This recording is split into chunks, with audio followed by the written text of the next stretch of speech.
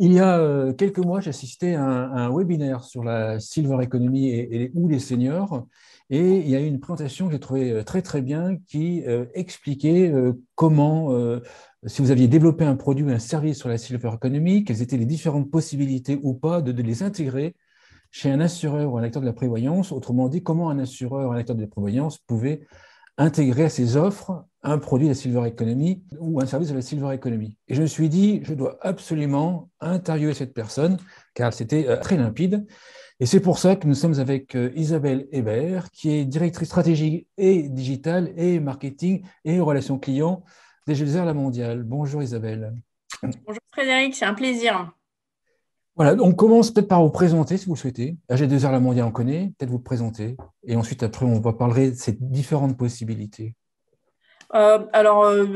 Présentée en trois mots, française, mais aussi suisse, assez multiculturelle puisque moitié de ma carrière en France, moitié de ma carrière à l'étranger, et avec finalement deux fils rouges qui sont plein dans le mille de ce dont on va discuter aujourd'hui, les services aux entreprises, les services aux particuliers, aux salariés, aux jeunes et les services aux plus âgés. Et j'ai eu l'occasion de travailler sur ces sujets-là, et services et seniors, en France évidemment actuellement, mais également à Dubaï, dans les Émirats et aux États-Unis, et puis indirectement au Japon. D'accord. Donc, on va imaginer que j'ai un produit ou un service que j'ai développé pour la Silver Economy. Il y en a beaucoup qui vont nous écouter, qui vont se dire chouette, chouette, chouette. Et je veux le proposer à AG2R La Mondiale, le faire rentrer dans une assurance ou un produit d'AG2R La Mondiale.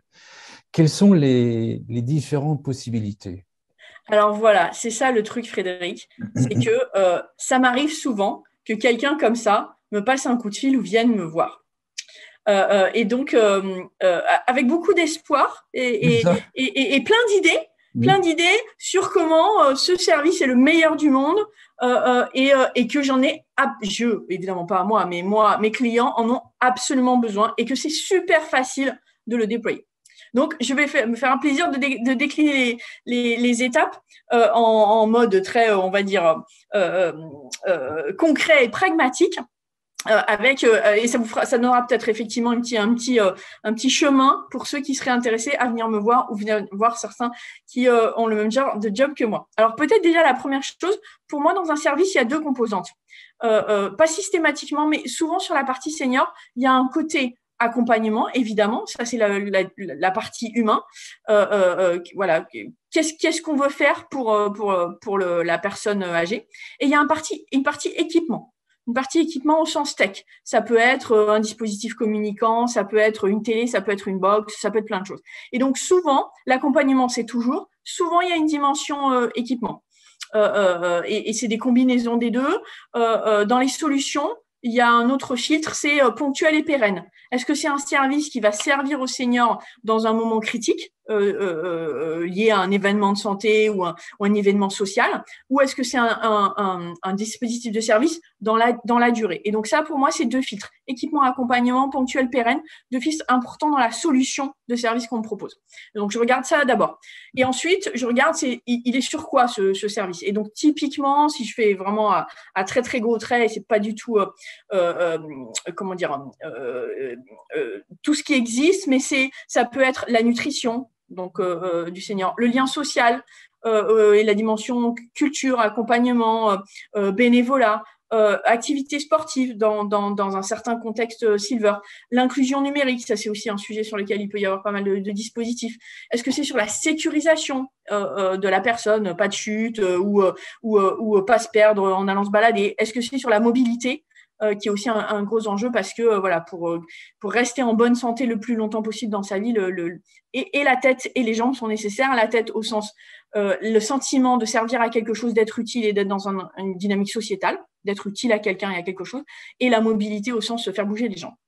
Donc ça, on va dire, c'est mes filtres. C'est sur quoi et c'est comment et c'est pour combien de temps. D'accord.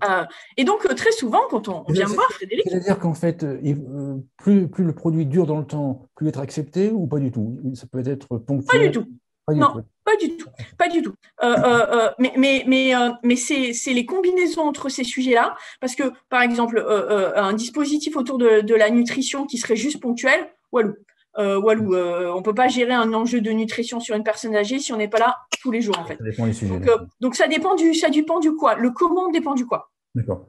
Donc voilà, quelqu'un comme vous, Frédéric, vient me voir et me dit « Oh là, j'ai la meilleure idée de service pour les seniors. Et puis en plus, d'ailleurs, c'est fastoche. Vous le mettez dans votre portefeuille projet. » Petite précision, je parle très rarement comme ça quand même. Ouais, non, ouais. Mais bon, peut-être que. Ouais.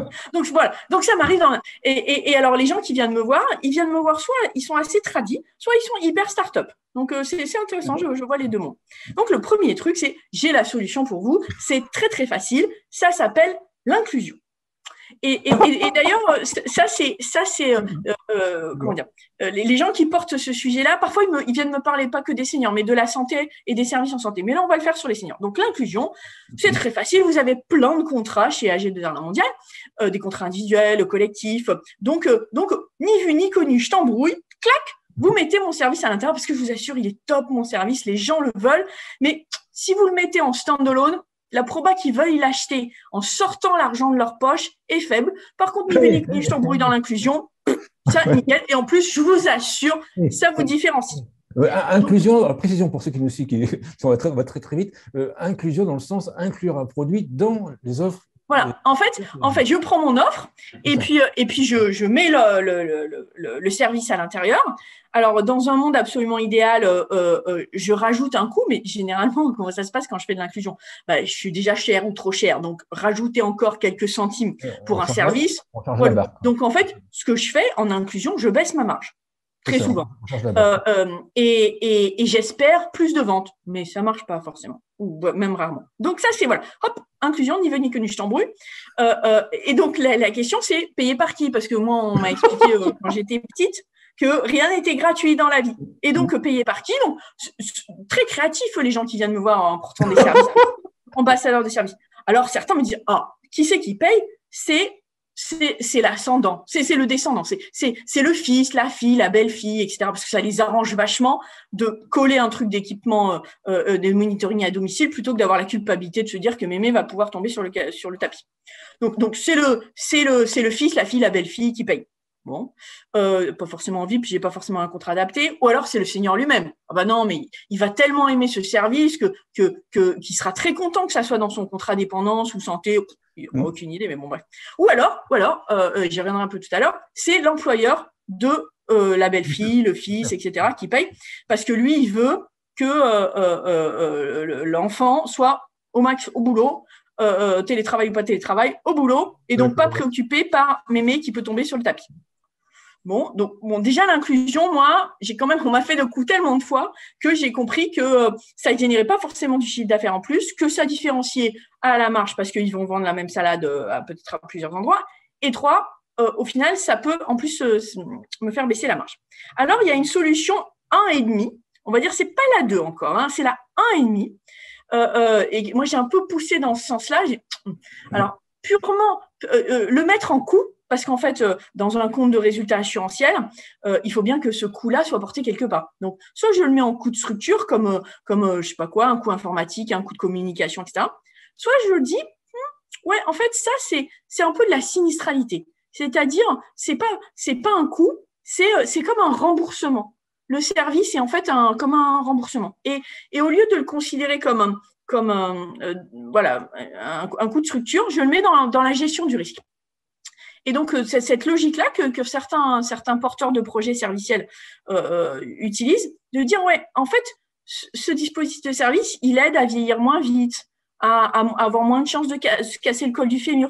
Et donc, en fait, il évite un risque, il évite l'incidence d'un remboursement, qui soit santé, prévoyance. Donc, d'où l'intérêt de le sortir quelque part de l'organisation en tant que telle, uniquement autour du produit. Là, on le sort pour que ça soit… Parce que oui, c'est un risque. Voilà. Et donc ça, en fait, ça évite un remboursement. Oui, c'est ça. Quand je dis sortir de coût, c'est on sort le coût on n'intègre pas le coût dans le coût du produit, mais plutôt comme de la sinistralité. Chez nous, on appelle ça la sinistralité, c'est-à-dire du claim, comme on dit en anglais. Donc ça, c'est une variante, c'est l'inclusion, mais dans la gestion du risque, dans la sinistralité. Alors, mais alors là, il faut calculer… Mais là, il faut montrer des ROI, il faut montrer que ça marche. Sinon, c'est la double arnaque, quoi. C'est ça. Alors après, il y a, bon, ok, si on m'a dit, non, mais l'inclusion, non, attends, l'inclusion m'a déjà fait le coup, donc pas l'inclusion. Mais la vente additionnelle. Donc je dis au porteur de service, je dis, moi, l'inclusion, moyen. Mais par contre, si vous voulez, j'ajoute votre solution à mon portefeuille. Et c'est une vente additionnelle. On y met un prix, et puis on voit si ça se vend. Alors, ça, généralement, ça plaît moins, parce que la probabilité que ça se vende, d'où les questions sur l'inclusion, n'est pas très forte. Parce que faire de la vente additionnelle d'un service pur sur une dimension senior, c'est compliqué. Alors, vendre de la téléconsultation au service plus pour des jeunes, peut-être que c'est jouable. Mais vendre de la téléassistance, vendre de la téléconsultation pour les seniors, vendre un dispositif qui accompagne autour de la nutrition, c'est difficile parce qu'on n'a pas envie de mettre la main au portefeuille et que quand bien même on veut vendre un dispositif de téléassistance avec un dispositif communicant, une plateforme téléphonique, etc., il faut que le commercial, qui, dans notre univers assurantiel, a l'habitude de vendre des offres assurantielles, il passe beaucoup de temps quand même à expliquer aux clients que cette offre servicielle, elle est intéressante à acheter en plus. Et donc, le commercial, pour l'avoir vu à l'œuvre, lui, il préfère vendre de la santé, de la prévoyance, de l'assurance vie, plutôt que de passer 3 heures à expliquer pourquoi ce service, il est super, alors qu'il va lui rapporter 10 centimes. Ouais, évidemment, il vendra, c'est l'un celui qui vendra que l'assurance vendra plus au final que quelqu'un qui fait l'assurance plus prodécitionnelle, etc. C'est ça. Donc, comme il est drivé par ses propres incentives commerciaux, il va plutôt vendre ce qui va lui rapporter. Et donc, évidemment, c'est une boucle, c'est un cercle vicieux, c'est-à-dire que vente additionnelle, peu de volume, donc pas de mutualisation pour prendre un train très assurantiel. Et donc, si pas de mutualisation, en fait, coût de l'offre très important. Puisque pour porter le coût des frais fixes, il y a peu de gens pour le faire. Donc voilà, la vente additionnelle, c'est plus sain qu'une vente en inclusion parce qu'on la voit en tant que telle et donc on voit si le client en a besoin, en a envie, mais le processus de distribution est compliqué. Scénario là, dans un autre champ. Le porteur de projet, qui est très, très convaincu et convaincant, me dit « J'ai une autre solution pour vous. C'est, vous savez, Madame Hébert, qu'on parle beaucoup de l'aide aux aidants, que vous avez compris que en fait, le vieillissement de la population a un impact très significatif sur la productivité des entreprises. On en parle au MEDEF, on en parle à la CGPME. C'est un sujet pour les grandes et les petites entreprises que leurs collaborateurs soient au boulot et que donc on les offload de la charge mentale de la gestion de leurs aînés. Et donc, moi, je pense que ce n'est pas moi le porteur de service. Je pense que ce n'est pas forcément à l'assurance de le porter en B2C, mais en fait, c'est un sujet B2B. C'est le DRH qu'il faut convaincre pour sa compétitivité. Alors, ça, dans un monde paritaire, très, très, très, très en proximité avec les branches, avec le petit et le grand collectif, j'entends bien ce discours-là.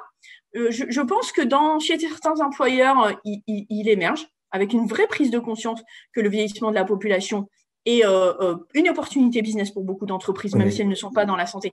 Mais c'est très lent, parce qu'on en entend parler depuis 20 ans. Hein. Mais un coût RH par effet rebond.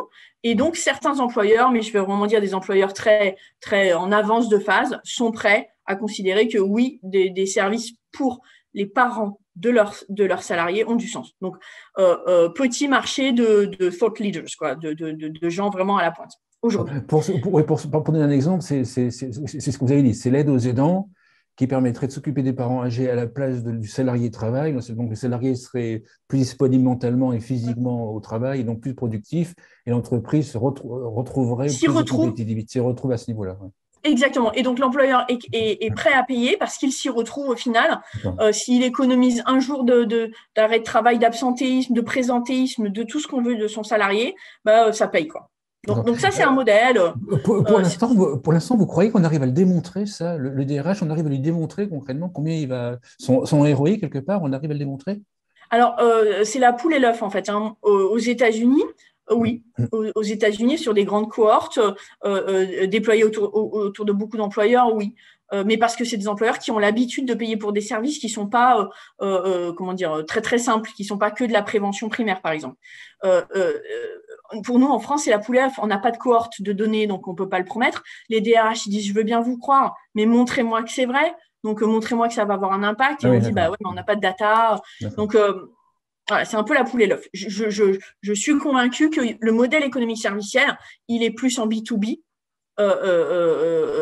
Et particulièrement adapté dans un contexte de modèle paritaire, par exemple, plus en B2B qu'en B2C. Mais encore faut-il avoir de la donnée pour le montrer parce que le DRH, il a beaucoup d'autres choses à payer. Donc ça, c'était 2. Troisième solution. Ça, c'était 3. C'était 3. Alors, j'en suis à 4. Voilà, 4. Troisième solution, alors fastoche aussi, dans un univers un peu particulier. C'est pas je le mets en inclusion et ça se voit pas. C'est je le mutualise sur une très grande population. Et donc là, un des exemples, qui peut-être d'ailleurs sera impacté par la réforme de la PSC, de la protection sociale des fonctionnaires qui est en cours, mais l'idée que en mutualisant actifs et retraités sur un grand champ de population, on crée un univers de mutualisation qui permet de le payer. Donc, si je fais une offre large en santé-prévoyance et qu'elle couvre non pas que les actifs, mais les actifs et les retraités, donc ça, c'est vraiment le modèle actuel sur la fonction publique, le pool de financeurs, il est tellement large qu'on n'a plus le problème que je décrivais tout à l'heure où le coût unitaire était trop élevé parce que l'usage était trop faible. Le pool est suffisamment large pour que ça coûte pas si cher que ça sur une grande population. Donc, ça c'est la mutualisation actif-retraité sur une grande population.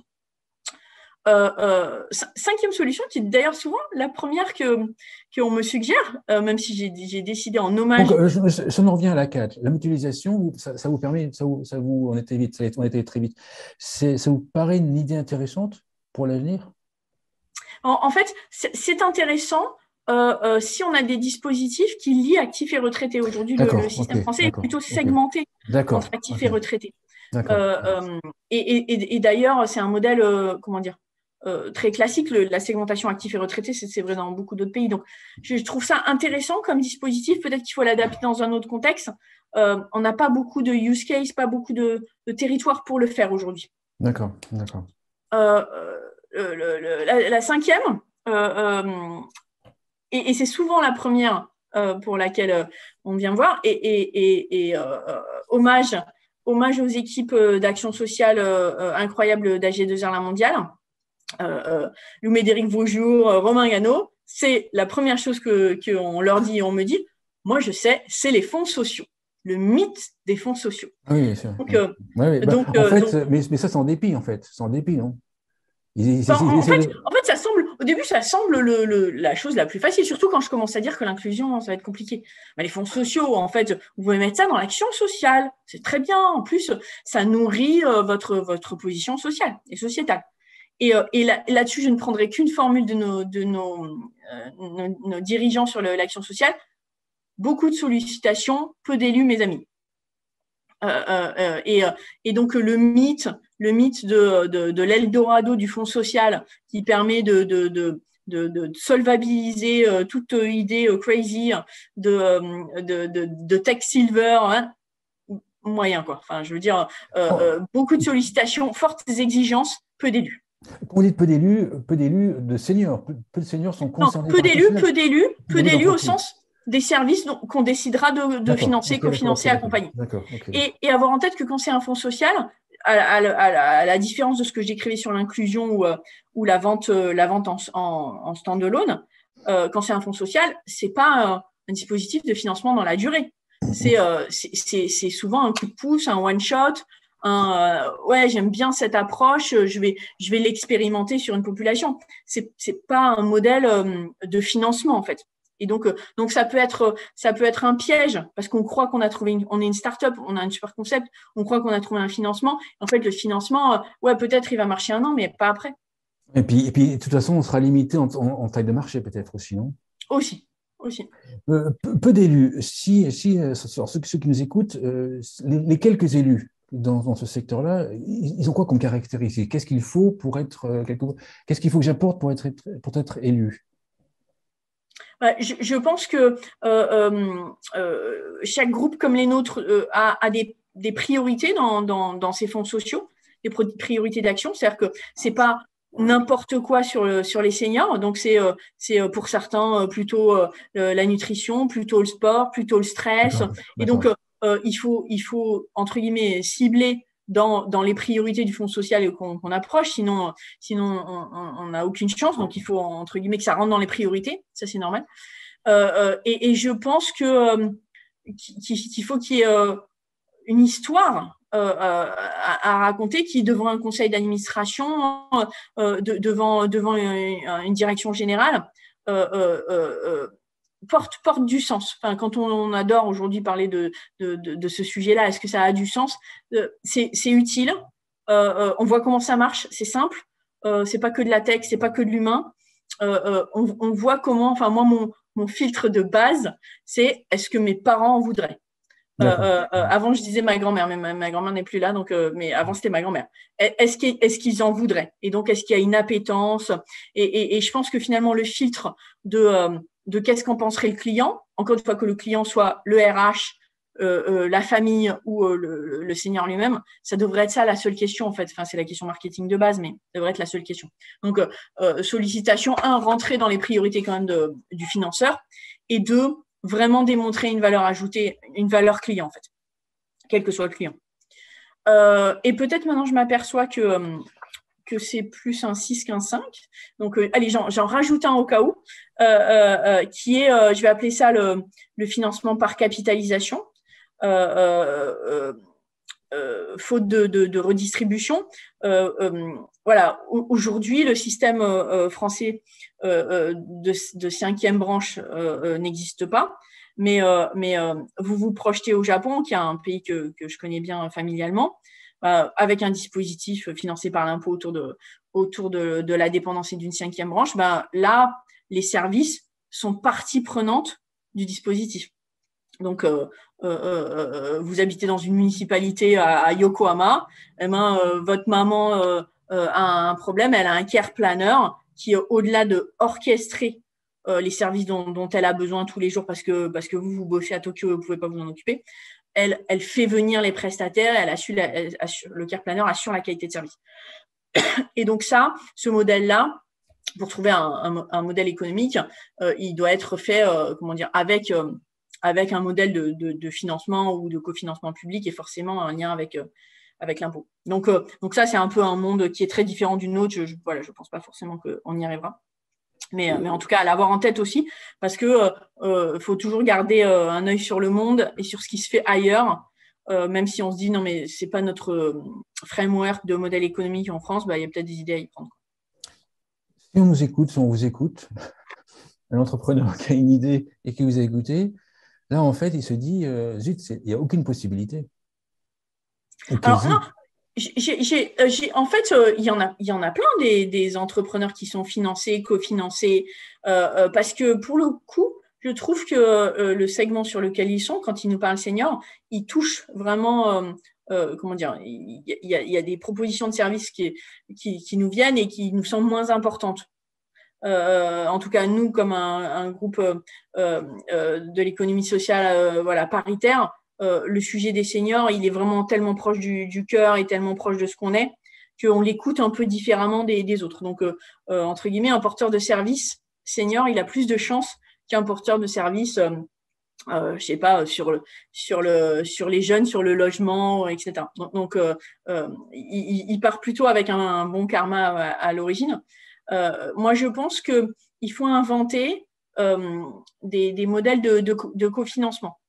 Je n'ai pas parlé d'une autre dynamique qui pourrait être une participation au capital de la structure, surtout si elle est en mode financement et start-up. Parce qu'on peut trouver un intérêt économique de chiffre d'affaires, de sinistralité, de différenciation. Mais on peut aussi trouver un intérêt économique dans une structure comme la nôtre en étant co-investisseur d'une structure qu'on va accompagner pour se développer, mais pas que nous, il faudra qu'elle trouve d'autres clients aussi, et sur lequel on peut trouver une redistribution financière en fait qui est un peu de nature différente.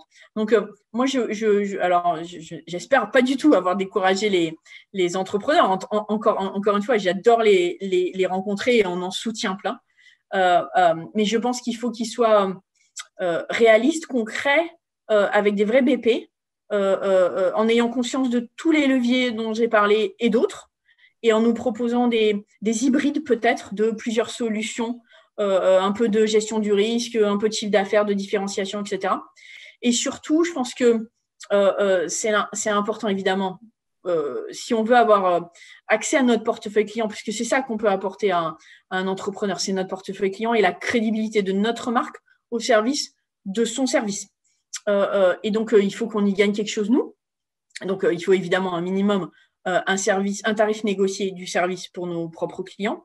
Et je pense que ce qui est vraiment important, c'est d'être innovant dans l'approche de communication et de promotion pour assurer la visibilité du service. C'est pire que tout que d'avoir, quel que soit le levier qu'on ait utilisé, mis en place un service qui n'est pas utilisé, quel qu'il soit.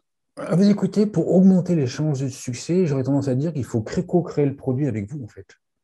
Quand j'ai avec vous, avec AG2R, disons que parce que si on se laisse lancer un produit seul, il y a quand même assez peu de chances derrière que ça fit correctement avec ce qui est important. Je pense qu'il faut une souche. Il faut une souche parce que entre guillemets, on ne peut pas commencer en construction de rien. Bien sûr. Il faut une souche. Il faut une souche. Il ne faut pas rêver qu'il suffira d'une heure de discussion pour qu'on dise « Ah, super, on vous l'achète pour 100 000 personnes. » Donc, il faut être pugnace et ouvert effectivement à des modèles économiques différents. Voilà, il y a des entrepreneurs qui sont ouverts à avoir une partie de leur rémunération comme ci, une partie comme ça, une partie en capital, une partie en… Oui, un hybride des différentes solutions.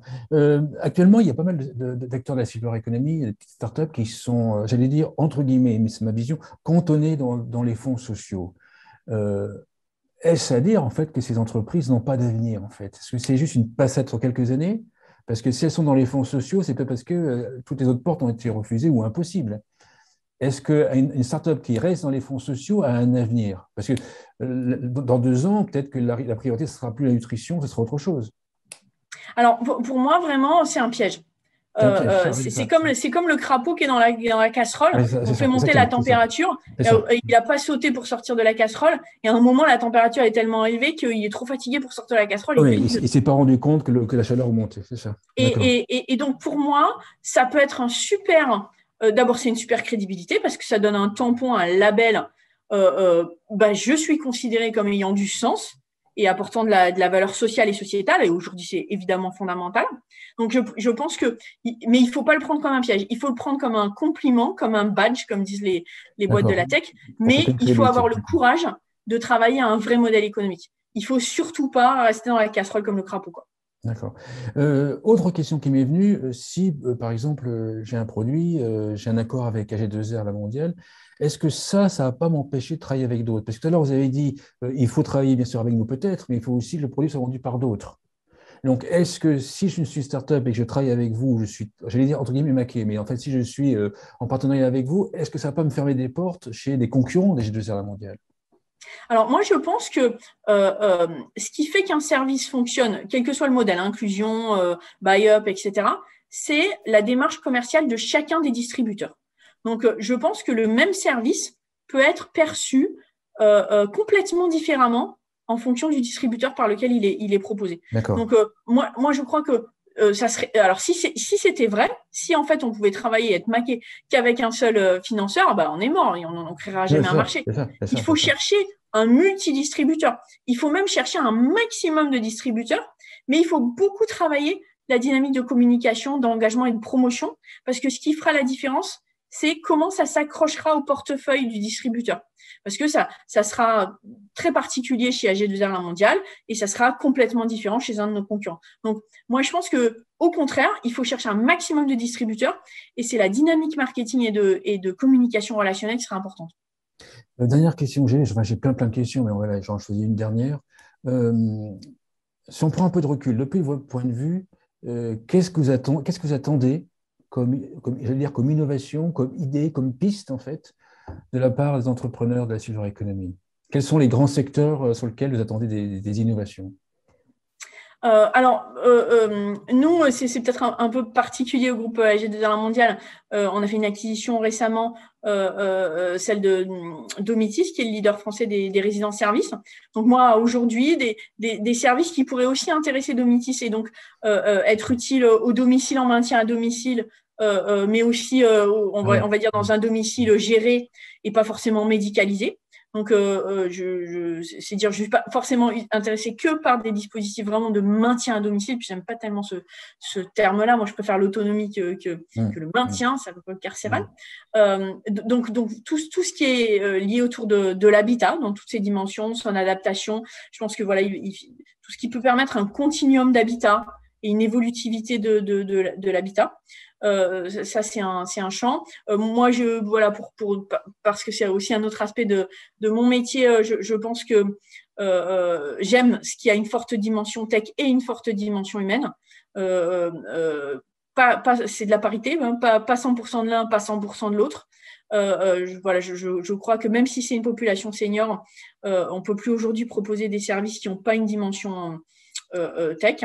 Et si je pousse un peu plus loin sur la dimension tech, je pense que une structure qui aurait une vraie réflexion data, c'est très très rare. J'en ai rencontré très très peu des ambassadeurs qui proposent des services qui ont une réflexion data, qui disent voilà comment on pourrait utiliser votre data, voilà comment on peut générer une nouvelle data, voilà comment la data qu'on générerait, nous, pourrait évidemment RGPD compatible dans un contexte réglementaire extrêmement précis, vous être utile.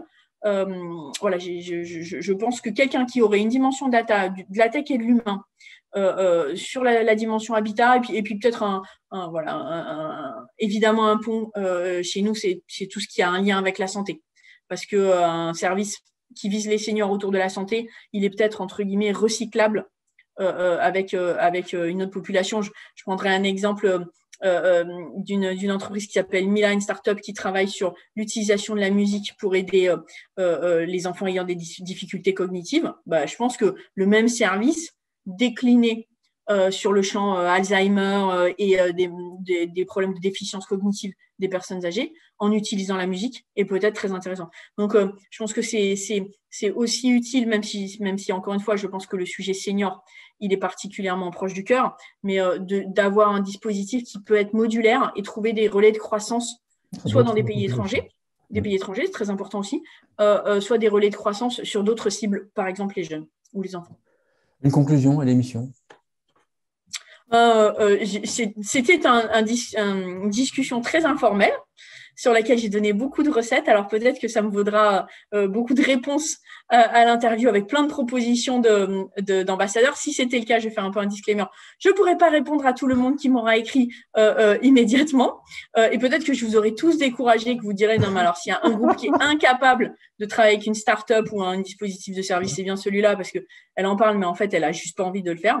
Donc voilà, j'espère qu'on aura été pragmatique, que ça n'aura ni découragé les courageux, ni donné trop d'idées pour un embouteillage de nouveaux services. Donc c'était un plaisir, avec sincérité, authenticité, mais je pense utile aussi. Super, merci Isabelle Hébert. Je rappelle que vous êtes directrice stratégie et digitale et marketing et relations clients d'AG2R La Mondiale. Merci beaucoup. Merci Frédéric.